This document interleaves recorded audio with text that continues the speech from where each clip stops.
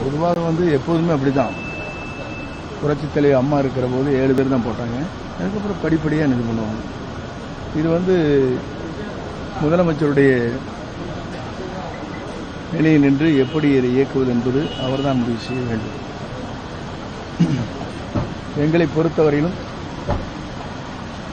இப்போது ஒரே ஒரு கருத்தை சொல்ல விரும்புகிறேன். நான் என்று ஒருவன் நினைத்தால் ஆண்டவன் தான் என்று காட்டி விடுவார். அதுதான் இப்போ இருக்கிற நிலை.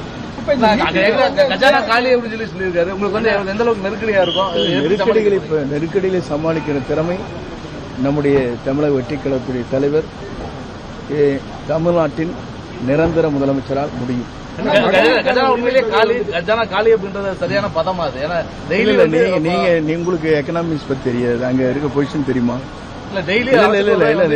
என்ன பொருளாதாரம் என்பது படிப்படியாக ஆய்வு செய்துதான் அதிலே தெளிவான விளக்கத்தை சேர முடியுமே தவிர நீங்கள் கேட்கின்ற கேள்விக்கெல்லாம் இப்போது உடனடியாக பதில் சொல்ல இயலாது. மாவட்ட செயலாளர் நீக்கியிருக்காங்க 2 பேர்த்தை. இன்னும் அதிமுக அந்த கட்டணத்தில் 2 பேர் கிளாஸ் ஆயிட்டு. பொதுவாக அவருடைய நிலைப்பாடுகளை பார்க்கின்ற போது புரட்சித் தலைவர் எம்ஜிஆர், புரட்சித் தலைவர் அம்மாவுடைய இயக்கம் அவரால் இன்றைக்கு வலுவிழந்திருக்கிறது என்பதை என்னால் குறிப்பிட முடியும்.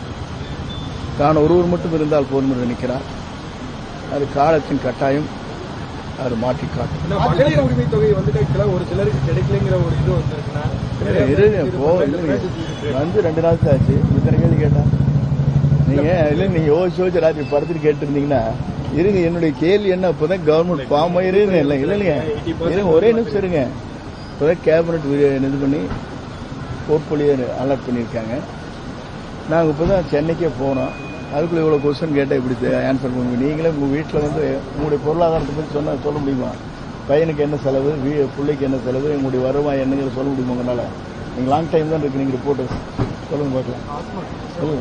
இல்ல ஆமா, உண்மையோட தான் செய்வாருங்க. அவரை பொறுத்தளவுக்கு அது இப்போ பார்த்தீங்கன்னா எல்லா நடவடிக்கையும் நீங்க கூர்ந்து கவனித்தா தான் தெரியும். முதல் எடுத்த உடனே அவர் சொன்னது 200 யூனிட் மக்கள் வரவேற்றார்கள். அது மட்டுமல்ல, மகளிருக்கு பாதுகாப்பு அளிப்பது, போதைப் பொருளை தடுப்பது, தொடர்ந்து அந்த நடவடிக்கை மேற்கொண்டு வருகிறார். டாஸ்மாக் கடைகள் எங்கெங்கே இருக்கிறது என்பதை அறிந்து பள்ளிக்கூடங்கள், அதே முறை பொதுமக்கள் செல்கிற பேருந்து நிலையங்கள், ஆலயங்களிலே இருக்கக்கூடாது என்று முடிவு செய்துதான் 700க்கும் மேற்பட்ட இடங்களில் இருந்து உடனடியாக ஆற்ற வேண்டும் என்று உத்தரவு வழங்கியிருக்கிறார். இதெல்லாம் ஒரு பெரிய சாதனை. பொறுப்பேற்ற உடனே இவ்வளவு சாதனை படைத்திருக்கிற ஒரே முதலமைச்சர் இந்தியாவில் இவரை தவிர யாரும் இல்லை.